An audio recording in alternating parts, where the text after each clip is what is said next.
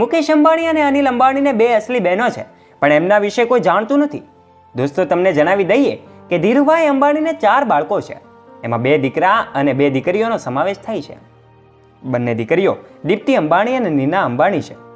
મુકેશ અને અનિલ અંબાણીના જન્મ પછી જન્મેલી મોટી દીકરી દીપ્તિ સલગાંવકર પડોશમાં રહેતા દત્તરાજ સલગાંવકર સાથે લગ્ન કર્યા છે. તે તેના પરિવાર સાથે ગોવામાં રહે છે. જ્યારે ધીરુભાઈ અંબાણી એમના પરિવાર સાથે 1942માં મુંબઈ રહેવા માટે આવ્યા હતા. તે જ સમયે ઉદ્યોગપતિ વાસુદેવ સલગાંવકર એમનો પરિવાર આ જ બિલ્ડિંગમાં 14મા માળે રહેતો હતો. અંબાણી અને એમના પરિવાર વચ્ચે ખૂબ સારા સંબંધો હતા. વાસુદેવ સલગાંવકરના એ પુત્ર દત્તરાજ તેમના સારા મિત્ર હતા.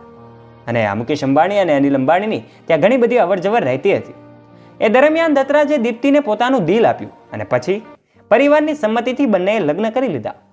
રાજ અને દીપ્તિને એક પુત્રી ઈશિતા અને એક પુત્ર વિક્રમ છે. ઈશિતા પરણિત છે, જ્યારે અંબાણી પરિવારમાં સૌથી નાની દીકરી એટલે કે મુકેશ અંબાણીની સૌથી નાની બહેનનું નામ નીના કોઠારી છે. પરિવારની આ સૌથી નાની બહેન હોવાને કારણે એને ખૂબ લાડ કરવામાં આવે છે, પરંતુ એનું જીવન મુશ્કેલીઓથી ભરેલું છે. દોસ્તો, નીના કોઠારીના લગ્ન ઉદ્યોગપતિ ભદ્રશ્યામ સાથે થયા હતા. 1996ની વાત છે કે જ્યારે આ કોઠારીએ કેન્સર સામે લાંબી લડાઈની જંગ પૂરી કરી અને ત્યારબાદ વર્ષ 2015માં ભદ્રશ્યામ કોઠારીનું નિધન થાય છે. એમના પતિના અવસાન બાદ નીના પર દુઃખનો પહાડ તૂટી પડે છે, પરંતુ એમણે હિંમત ન હારી અને નીનાએ તેમની કંપનીનો હવાલો સંભાળ્યો છે. વર્ષ 2015માં કોઠારી સુગર એન્ડ કેમિકલ્સ લિમિટેડ કંપનીને વધુ સારી રીતે આગળ વધારી અને નીનાને 2 બાળકો અર્જુન અને નયનતારા છે. તેણે પોતાની પુત્રીના લગ્ન બિરલા પરિવારમાં કર્યા છે. નીના અને દીપ્તિ હંમેશા લાઇમલાઇટમાં જ રહે છે.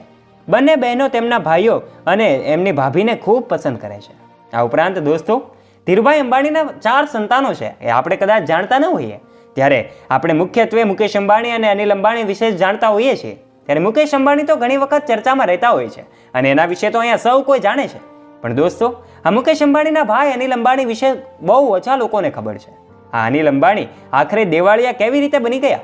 આ અનિલ અંબાણી હંમેશા લાઇમલાઇટથી દૂર રહેતા હોય છે. વિડીયો ગમ્યો હોય તો વિડીયોને લાઇક કરજો, તમારા ફ્રેન્ડ્સ સાથે શેર કરવાનું ના ભૂલતા, તથા આવા જ રોચક અને રસપ્રદ વિડીયોઝ નિહાળવા માટે અત્યારે જ અમારી YouTube ચેનલને નીચે રહેલું બેલ આઇકન દબાવીને અવશ્ય સબસ્ક્રાઇબ પણ કરી દેજો.